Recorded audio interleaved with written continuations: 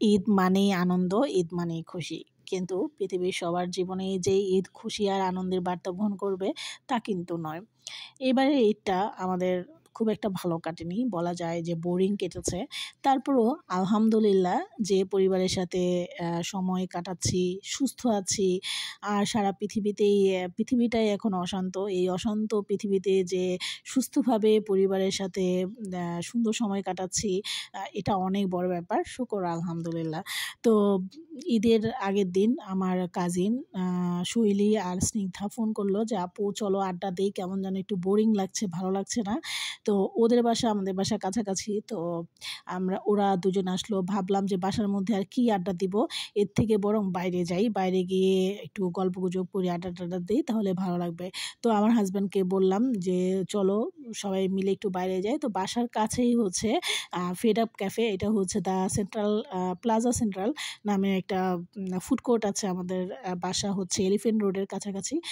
Elephant road থেকে বা হাতিরপুল যাওয়ার পথে এই প্লাজা সেন্ট্রাল ফুড কোর্টটা, এটা দোতলায় হচ্ছে পিৎজা হাট, তারপরে হচ্ছে কেএফসি, ফেড আপ ক্যাফে, তারপর নতুন আরেকটা হয়েছে নিচতলায় হচ্ছে সিক্রেট রেসিপি, ওয়াফেলের একটা দোকান আছে, তারপরে মিনা বাজার আছে। তো দোতলায় আমরা ফেড আপ ক্যাফেতে গেলাম। ফেড আপ ক্যাফেটার ডেকোরেশনটা মোটামুটি ভালো, কিন্তু এখানকার যে খাবারের কোয়ালিটি, খাবারের যে দাম এবং কোয়ালিটি একটুও ভালো না। মানে ভালো না মানে একেবারেই ভালো না। এখানকার যে এই যে ড্রিঙ্কসগুলো দেখাচ্ছি, বা এই যে সফট ড্রিঙ্কস, বা এই যে কফির যে বিভিন্ন ছবি দেওয়া আছে, ছবিতে যেমন আছে বাস্তবে একেবারেই আলাদা। আমরা দেশের বাইরে গেলে আমরা দেখি যে মেনুতে যেরকম থাকে পুরোপুরি ওই রকম না থাকলেও কাছাকাছি, অ্যাটলিস্ট কাছাকাছি তো থাকবে। মানুষ কিন্তু মেনু দেখেই হচ্ছে অর্ডারটা করে। তো প্রথমে হচ্ছে চিজের একটা এই আইটেমটা আমরা অর্ডার করেছিলাম। এটার ভিতরে চিজের পরিমাণ খুব একটা ছিল না। এটা হচ্ছে পটেটো চিজের একটা আইটেম। এখানে 6 টুকরা ছিল, 6 টুকরা। তো আমরা খাচ্ছিলাম। আর এদিকে স্নিগ্ধা হচ্ছে, ও আবার রান্নার কোর্স করেছে। ও যদিও প্রফেশনালি একজন লয়ার, হাইকোর্টে ও প্র্যাকটিস করে, হাইকোর্টে আছে। তো বাংলাদেশ হাইকোর্টে থাকলেও ওর পছন্দ হচ্ছে রান্নাবান্না এবং বিভিন্ন খাবারের টেস্ট নেওয়া।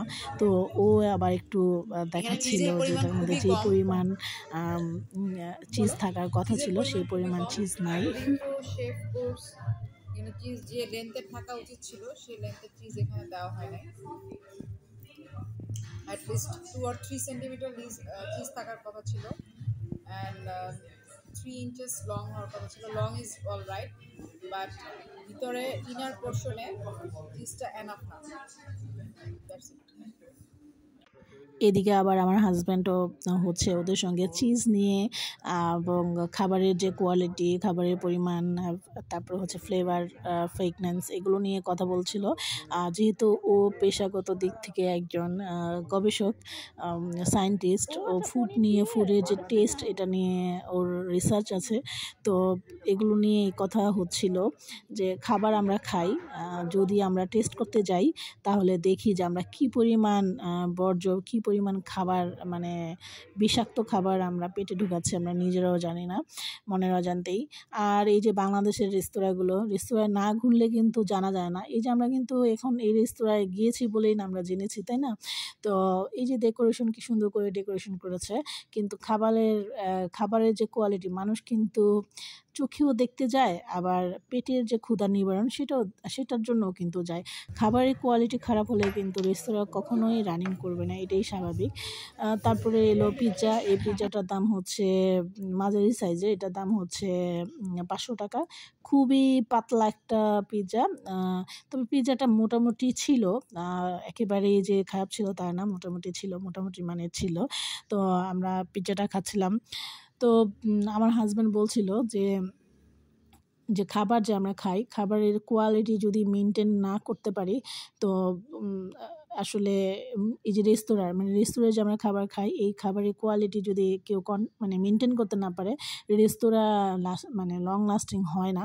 যে আমরা ঢাকা শহরে প্রায় দেখি যে অনেক জায়গায় অনেক রেস্তোরাঁ স্থাপন হয়, নতুন নতুন করে শোরুম বা নতুন নতুন খাবারের যে শোরুম বলি আর কি বলবো ফুড কোর্ট বলি, ক্যাফে বলি, এগুলো শুরু হয়, খুব ভালোভাবেই শুরু হয়। কিন্তু যখন দেখা যায় যে খুব একটা যে ফুড লাভার এরা প্রথম দিকে আসলেও খাবারের কোয়ালিটি খারাপ হলে কিন্তু আর সেকেন্ড টাইম কেউ ওই জায়গায় যাবে না। তো আমরা যেহেতু বাসার কাছেই কোনো একটা রেস্তোরাঁ খুঁজছিলাম, আর এই জায়গাটা হচ্ছে ফেড আপ ক্যাফেটা একটু একটু সাইলেন্ট, ওদের ডেকোরেশনটা সুন্দর, সেজন্য গিয়েছি। কিন্তু আমার মনে হয় এই রেস্তোরাঁর উচিত খাবারের দিকে মনোযোগ দেওয়া। আর আমরা চিজ একটা আইটেম খেলাম, পিৎজা খেলাম, তারপর হচ্ছে আর ড্রিঙ্কস খেয়েছিলাম। যেহেতু আমরা বাসায় খাওয়া দাওয়া করি, এটা হচ্ছে শৈলী নিয়েছিল কফিটা মোটামুটি যায় সব জায়গায় যেমন, এখানেও তেমন। কফিটা আমি আবার একটু ভিডিও করছিলাম, শৈলী বলছিল আপু ভিডিও করো। যেহেতু ব্লগিং করি, আসলে ওইভাবে প্রিপারেশন করে ব্লগিং করা হয় না, তবে মাঝে মাঝে স্মৃতিগুলো ধরে রাখতে ভালোই লাগে। যখন মন খারাপ থাকে অতীতের স্মৃতিগুলো দেখতে ভীষণ ভালো লাগে, মন ছুঁয়ে যায়। আমাদের ফুড মেনু মোটামুটি চয়েস ঠিকই আছে। না দাঁড়াও, ভিডিও। মানুষ রেস্তোরাঁয় যায় হচ্ছে তার ক্লামজিনেস, মন মানসিকতা একটু ডাউন হলে সেটাকে রিমুভ করতে কিংবা সেটা থেকে একটু নিজেকে মুক্তি দিতে। কিন্তু রেস্তোরাঁয় গিয়ে যদি মানুষ খারাপ খাবার পায় বা খাবারের কোয়ালিটি ভালো না থাকে, খাবারের প্রেজেন্টেশন ভালো না থাকে, তাহলে কিন্তু মানুষ টাকা দিয়ে আর ওই রেস্তোরাঁয় কেউই যাবে না, এটাই স্বাভাবিক, তাই না? তো এই যে ও যে কাপুচিনো কফিটা নিয়েছে, এটার দাম মনে হয় 250 টাকা রেখেছিল। আর এই যে যে খাবারের যে ইয়েগুলো ক্যানগুলো, এখানে হচ্ছে আমরা 3 জনে 3টা ড্রিঙ্কস নিয়েছিলাম। স্নিগ্ধা খুব সম্ভবত বাটার স্কচ, আমি হচ্ছে নিয়েছিলাম প্যাশন ফ্রুটস, আমার হাজব্যান্ডও প্যাশন ফ্রুটস নিয়েছিল হয়তো বা আরেকটা আর কি। তো এগুলো সব কটার দাম হচ্ছে 450-400-র উপরে। কিন্তু মেনুতে যে রকমের প্রেজেন্টেশন বা যেই রকমের ইনগ্রিডিয়েন্টস দেওয়া আছে, হ্যাঁ, সেটা নাই। যেমন আমার প্যাশন ফ্রুটসে কিন্তু মিন্ট দেওয়া ছিল চুরের মধ্যে, কিন্তু ওরা হচ্ছে কিছু বরফের টুকরা আর হচ্ছে আমি খুব সম্ভবত স্ট্রবেরি ফ্লেভারের নিয়েছিলাম, ওইটার একটা ফ্লেভার দিয়ে ওরা বরফের টুকরা দিয়ে দিয়েছে আর কি প্যাশন ফ্রুটস। তো কি আর বলবো, খাবার দাবার তো আমরা রান্নাবান্না করি, বিভিন্ন রেস্তোরাঁয় যাই, দেশি বিদেশে ঘোরাফেরা করি, আমাদের তো কিছু হলেও অভিজ্ঞতা আছে বা একটা সাধারণ নলেজ আছে। বাংলাদেশে এগুলো নিয়ে কোনো মনিটরিং হয় না, কোনো কিছুই হয় না, যে কারণে মানুষ যায় খায়, আর এগুলো নিয়ে মানুষের কোনো চিন্তা ভাবনাও নাই। এই রেস্তোরাঁর কোয়ালিটি, ডেকোরেশন কোয়ালিটি কিন্তু মোটামুটি ভালো, যে কোনো মানুষ গেলে মনে হবে যে রেস্তোরাঁটা একটু বসি, আমাদেরও যেরকম মনে হয়েছে একটু সুন্দর সময় কাটাই। কিন্তু ফুড কোয়ালিটির জন্য আমাদের ভীষণ মন খারাপ হয়েছে, সত্যি বলতে আসলেই মন খারাপ হয়েছে। এত সুন্দর করে সাজানো গোছানো একটা রেস্তোরাঁ, আর নামটা হচ্ছে ফেড আপ। ওখানে গিয়ে আপনার চার্মিং মন ফেড আপ হয়ে যেতে পারে। তো শেষে হচ্ছে আমরা 3 জন বের হয়ে গেলাম। আর আমরা বেশি খাবার অর্ডার করি নাই, কারণ রেস্তোরাঁয় গেলে যে একদম পেট ভরে অনেক খাবার খেতে হবে এই বিষয়টা না।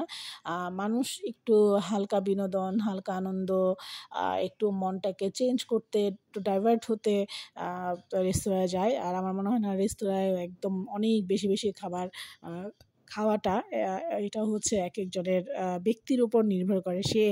সে যদি পছন্দ করে তাহলে সে খাবে, আর কেউ যদি অল্প খাবার খায় এটা নিয়েও কিন্তু কোনো সমালোচনা করা উচিত না। তবে আমাদের সময়টা ভালো কেটেছে, আমরা ভালো আড্ডা দিয়েছি। আর আসার সময় হচ্ছে একটু মিনা বাজারে গেলাম, বাসার সংসারে কিছু কেনাকাটা, বাজার সদাই কেনাকাটা দরকার ছিল, তো এটা কেনাকাটা করে আমরা বাসায় ফিরে এলাম। আর এলিফ্যান্ট রোডের বা দ্য প্লাজা সেন্ট্রালের নিচে এই মিনা বাজারটা খুবই উপকারী, এখানে অনেক জিনিস পাওয়া যায়। তো এই ছিল আমার আজকের ব্লগ। সবাই অনেক অনেক ভালো থাকবেন, অনেক ভালো থাকবেন। Thanks for watching.